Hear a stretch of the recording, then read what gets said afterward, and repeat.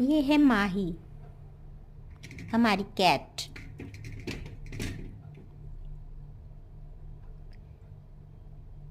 उस दिन मैंने इसको फिश नहीं दी ना, तो ये नाराज़ हो गई है और इसको बाहर जाना है विंडो से।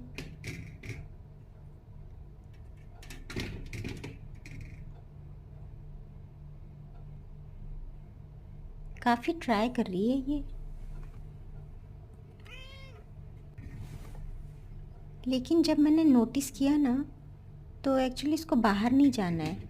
इसका नेल नेट में फंस गया है और ये उसको निकाल नहीं पा रही है।